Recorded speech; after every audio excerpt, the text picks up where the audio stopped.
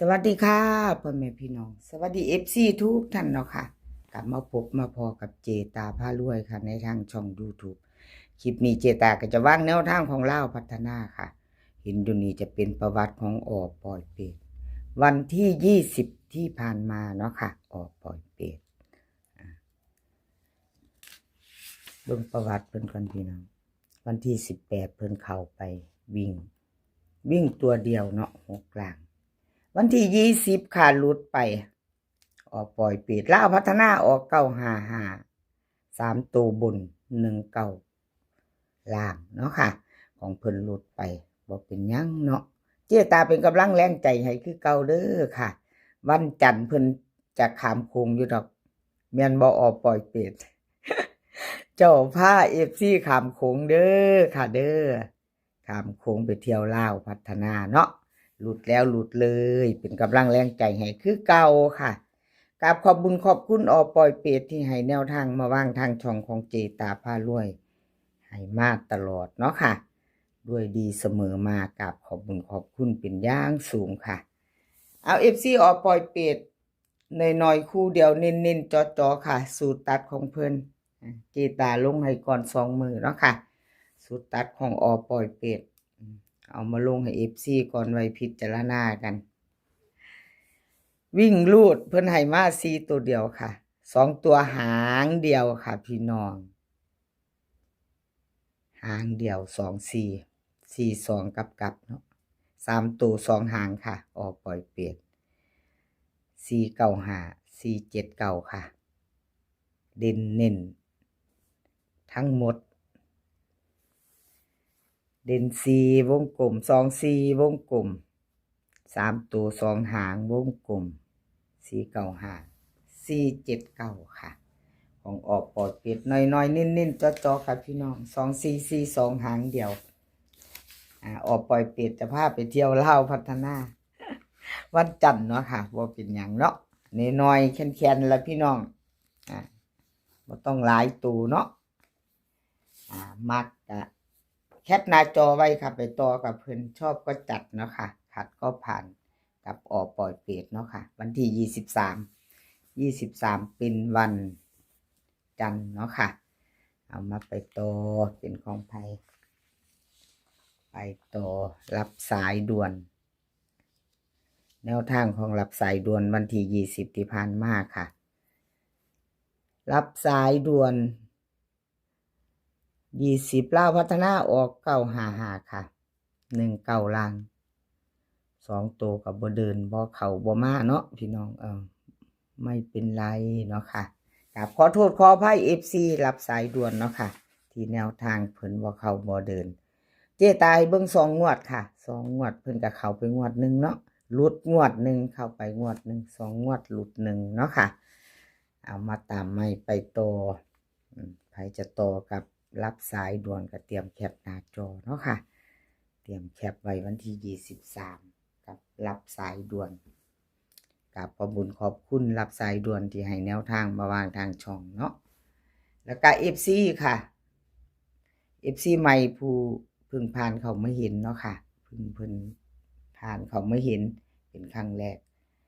ถ้าชอบแนวทางเดียวกันแนวทางเล่าพัฒนาค่ะคลิปนี้จะมี4เสี้ยนดังค่ะอปอยเปตรับสายด่วนซองสุวรรณลุงสงค่ะชอบแคปหน้าจอไว้แล้วก็กดติดตามค่ะยังบ่ทันกดติดตามเนาะ FC ใหม่ค่ะ FC ใหม่แล้วก็อย่าลืมกดกระดิ่งแจ้งเตือนเด้อค่ะกดกระดิ่งแจ้งเตือนจะได้บ่พลาดคลิปใหม่ๆของเจตาพารวยเนาะค่ะแคปหน้าจอไว้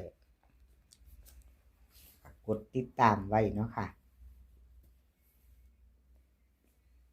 กับขอบคุญขอบคุณรับสายด่วนหลายๆค่ะที่ให้แนวทางมาว่างทางช่องแล้วก็ FC บ่ว่าจะเป็น FC เก่า FC ใหม่ที่เขามาเป็นกำลังแรงใจให้เจตาเนาะค่ะเขามากดไลค์กดแชร์มาคอมเมนต์กับขอบพระคุณเป็นอย่างสูงค่ะซ่องสุวรรณวันที่20ที่ผ่านมาค่ะหลุดไปเนาะ1วิ่งรูดบอกเขา2ตัวไม่เดินเนาะค่ะซ่องสุวรรณ2งวดติดค่ะพี่น้อง2งวดติดข ของเพิ่นหลุดไปเนาะเจตาเป็นกำลังแรงใจให้แล้วก็กราบขอโทษขออภัย FC ซ่องสุวรรณค่ะ FC ซ่องสุวรรณกราบขอโทษขออภัยแทนเพิ่นที่แนวทางเพิ่นบ่เดินบ่เข้าเนาะค่ะวันที่20 2งวดติดค่ะของเพิ่นหลุดแล้วหลุดเลยชัดเจนเนาะพี่น้องหลุดแล้วหลุดเลย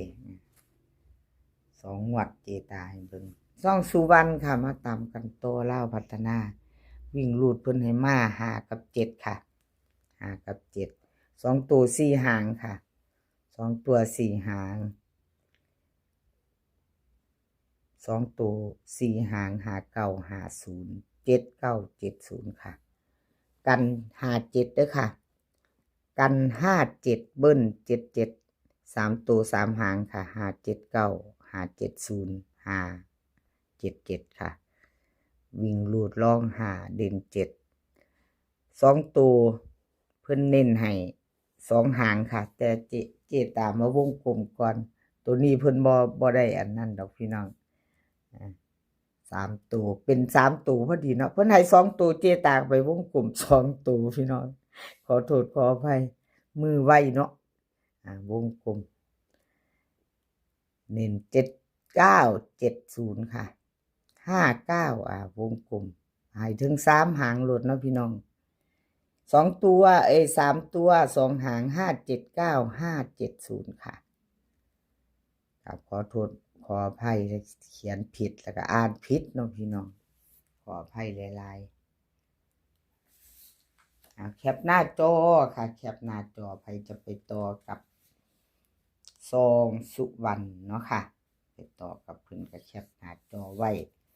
เลขทุกตัวเอามาวางเพื่อเป็นแนวทางค่ะโปรดใช้วิจารณญาณในการรับชมเป็นอย่างสูง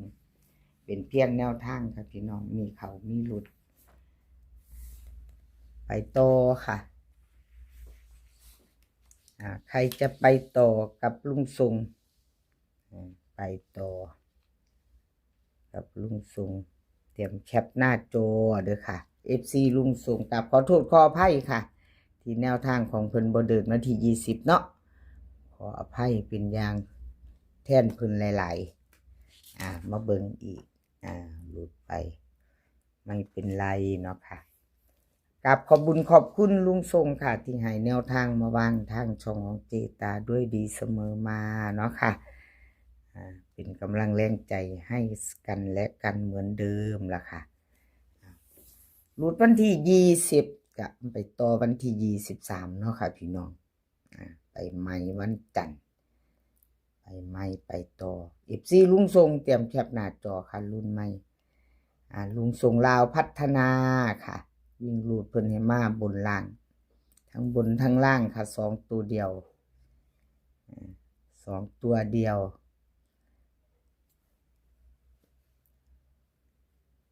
2ตัวค่ะ3หาง6หาง2ตัว6หาง925259 246229ค่ะ3ตัว3หาง6529224 662ค่ะวิ่งรูดเพิ่นเด่นตัวเดียวเนาะพี่น้องมีตัวเดียววิ่งรูดบนล่างของลุงทรงงวดนี้เด้อพี่น้องสายวิ่งสายรูดจับตามองวิ่งรูดของลุงทรงค่ะจับตามองทั้งบนทั้งล่างมี2ตัวเดียว2ตัว2หาง4หางค่ะ2ตัว4หาง9252 24962ค่ะ9252 24กับ62 3ตัวนิ่นหมดค่ะวงเพิ่นวงกลมให้หมด652924 662ค่ะใครจะต่อกับลุงทรงแคปหน้าจอไว้รุ่นใหม่เนาะค่ะรุ่นวันจันทร์วันที่23ค่ะคลิปนี้ขอให้พี่น้องโชคดีค่ะขอให้โชคดีกับลาวพัฒนากันทุกคนมื้อนี้ขอให้มีความสุขขอให้สุขภาพร่างกายแข็งแรงค่ะเดินทางไปไสก็ขอให้ปลอดภัยเดินทางไปขอให้มีโชคค่ะกลับมาก็ขอให้มีชัยคลิปหน้าพบกันใหม่ค่ะคลิปหน้าพบกันใหม่กราบขอบพระคุณหลายๆคลิปนี้ก็สวัสดีค่ะ